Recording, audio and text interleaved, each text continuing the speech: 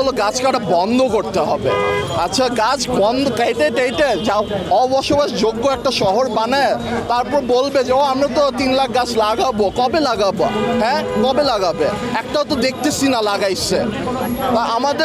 আমাদের দাবি হলো যেটা আমাদের 3 সপ্তাহ ধরে দাবি ছিল, বাকি গাছ ছেড়ে দিতে হবে, যেই গাছগুলো কেটেছে ওইগুলো রিপ্লেস করতে হবে নেটিভ স্পিসিস, আমাদের এই দেশের গাছ দিয়ে, এইসব ফুল গাছ দিয়ে না। আর শেষ হলো মেয়র একটা জনপ্রতিনিধি, সে বলে সে নির্বাচিত একটা জনপ্রতিনিধি, তার তো কাজ হলো জনগণের কথা শোনা। এটা তো আমরা দেখতেছি না, তাই এইটা যখন দেখবো তখন আমরা বুঝবো আমাদের দাবি শুনেছে মেয়র সাহেব।